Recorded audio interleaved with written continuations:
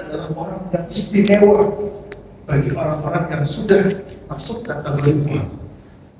Saya berikan contoh begini.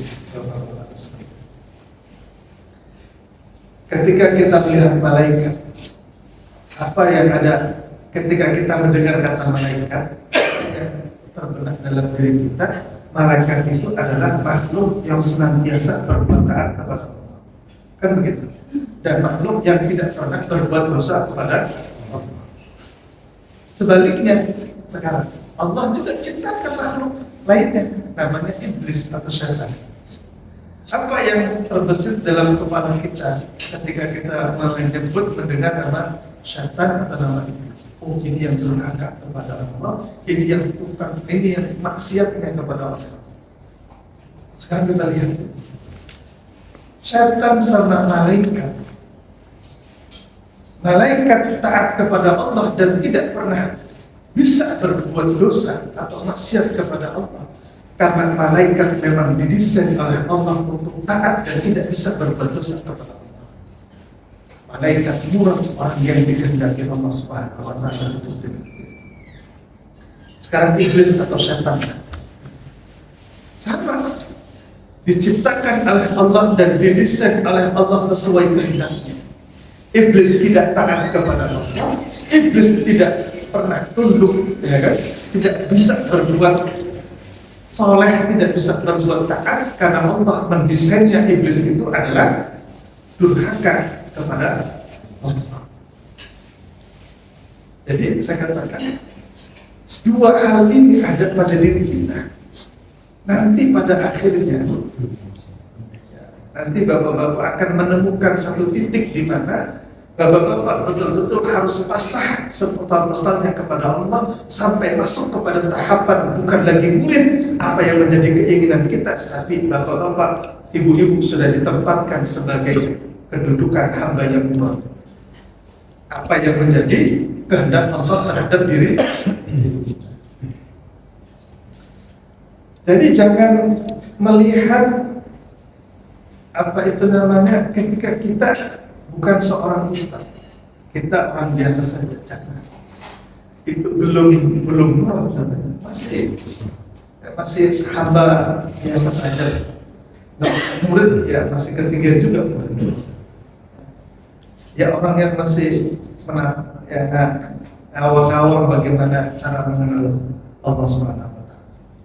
Nanti pada tahapannya kita sudah betul-betul total berpasrah diri kepada Allah. Itulah. Jadi ada ungkapan Ali Al-Khawas itu ngomong begini.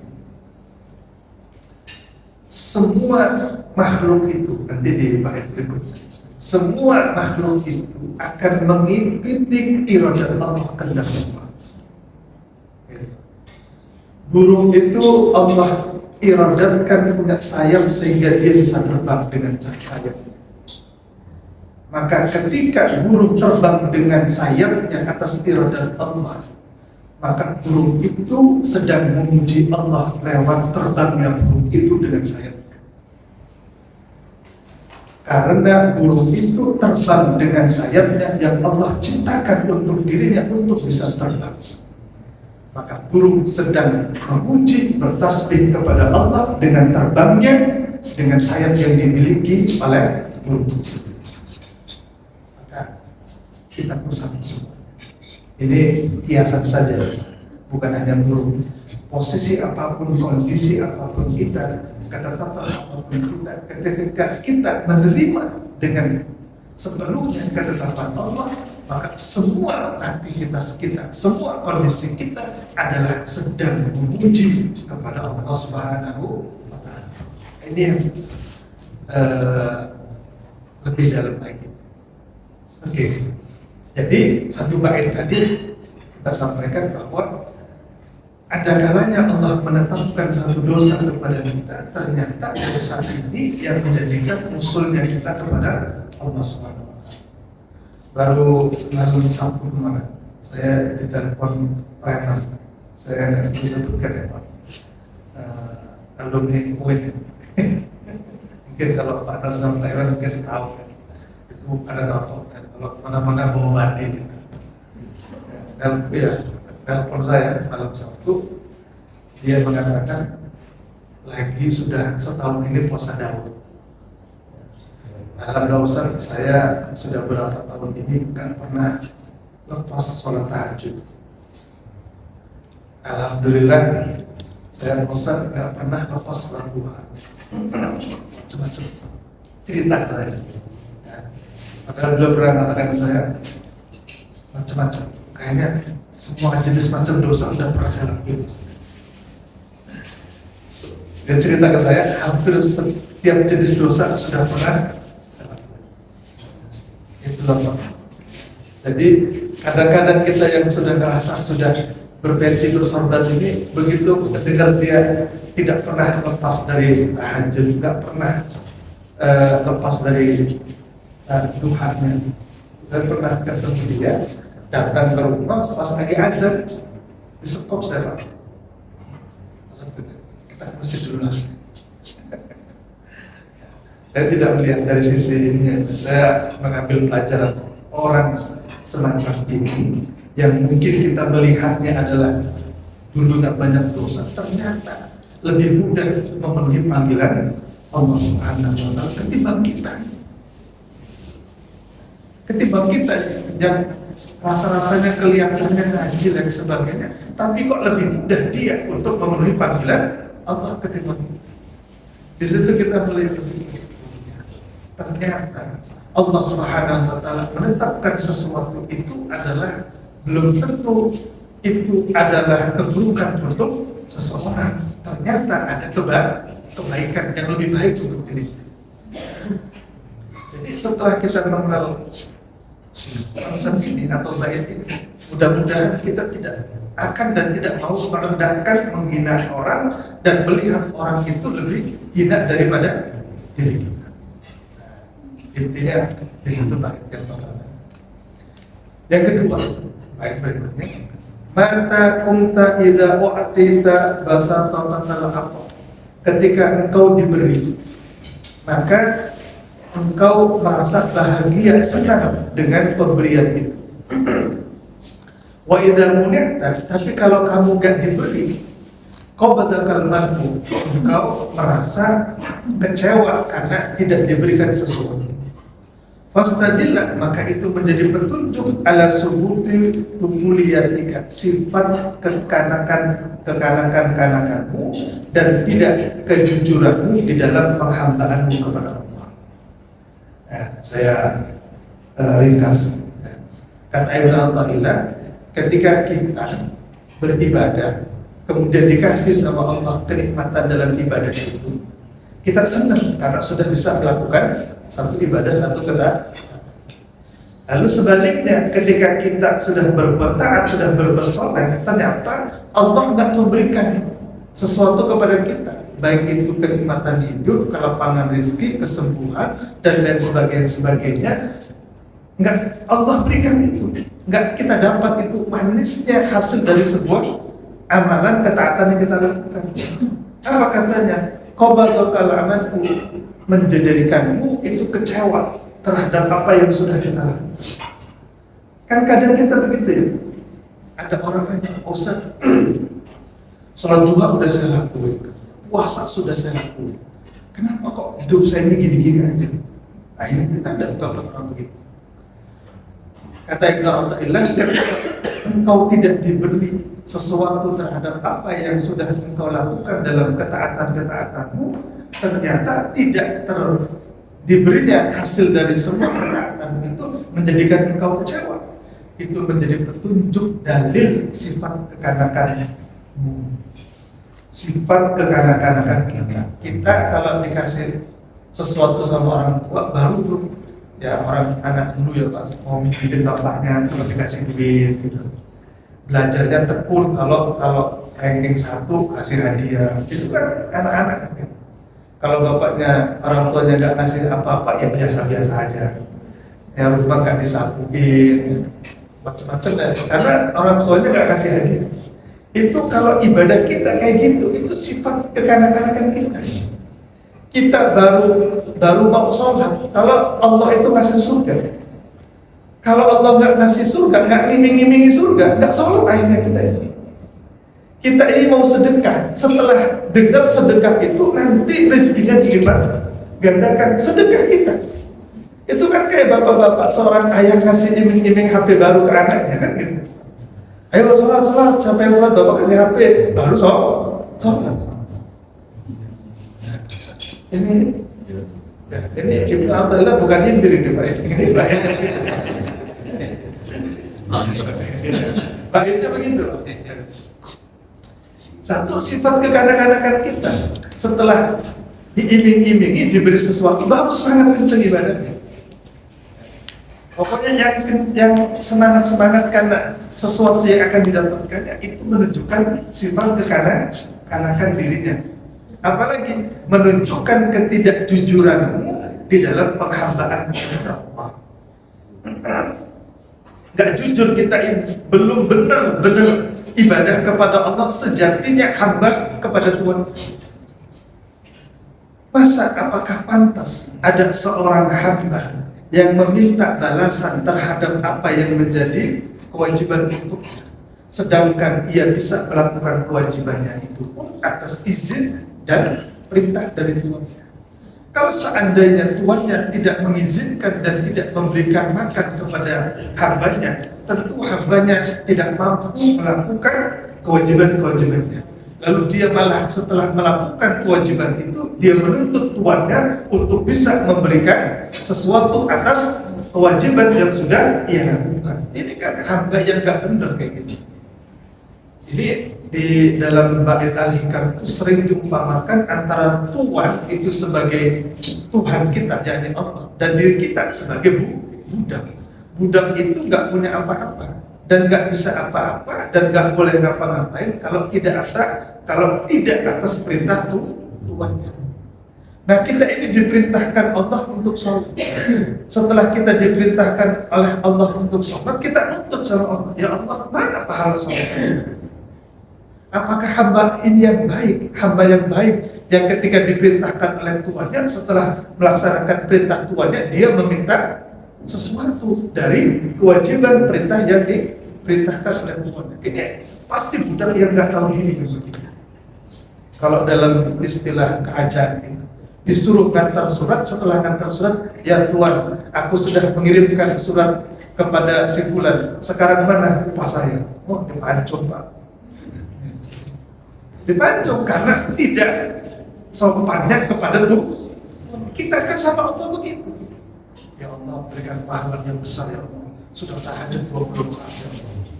Ya Allah, ampuni dosa saya ya Allah. Masa iya sudah 20 rakaat enggak ampuni dosa saya? Ya, gitu. Itu kan budak nuntut kepada Tuhan.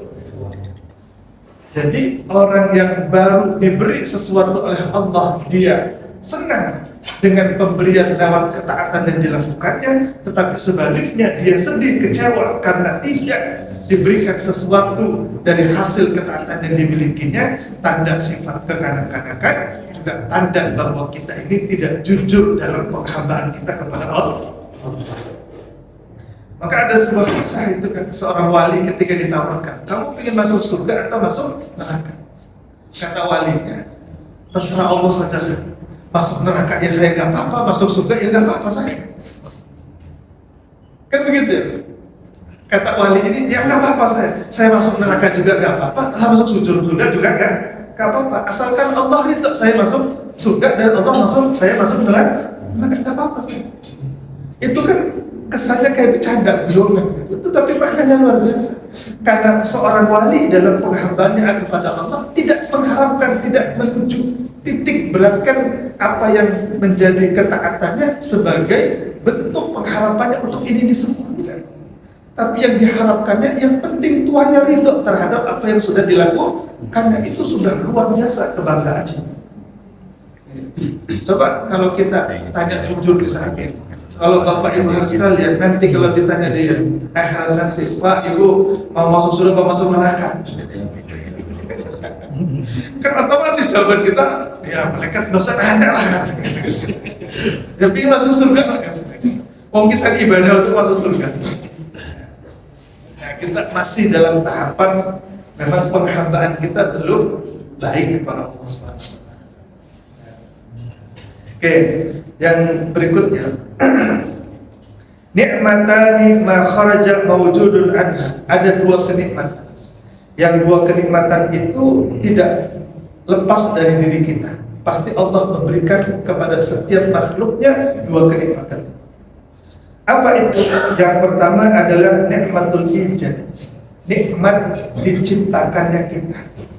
Nikmat diadakannya kita. Dari sesuatu yang tidak ada, kemudian Allah adakan.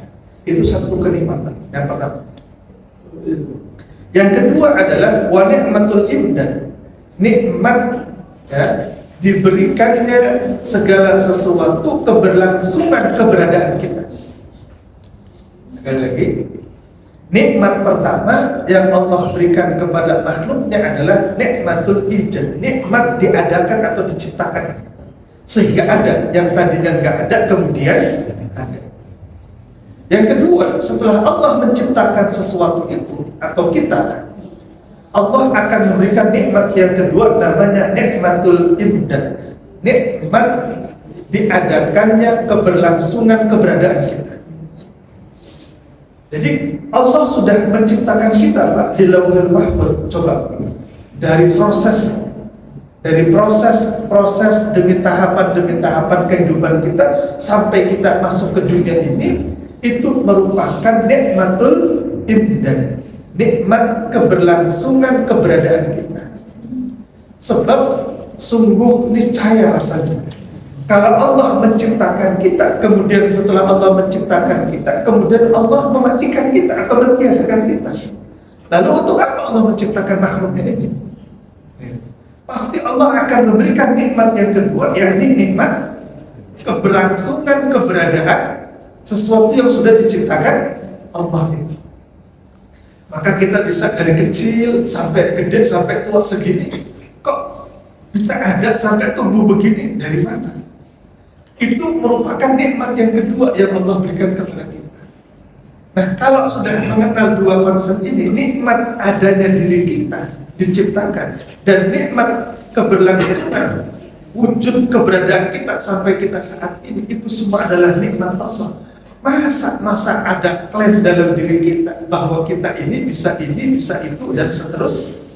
Padahal kalau Allah tidak memberikan nikmat diciptakannya kita, tentu nggak akan ada ketaatan itu dan ini dan seterusnya. Yang kedua, kalau seandainya pun Allah hanya memberikan nikmat yang pertama, nikmat diciptakan, tetapi Allah tidak memberikan nikmat kedua, yakni nikmat keberlangsungan keberadaan kita, niscaya juga kita ini bisa hidup sampai saat ini.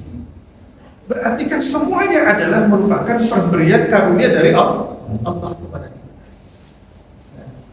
Ada orang yang mengaku hebat dirinya, padahal nggak ada sesuatu dalam diri. Jangankan kehebatan, dirinya saja nggak ada.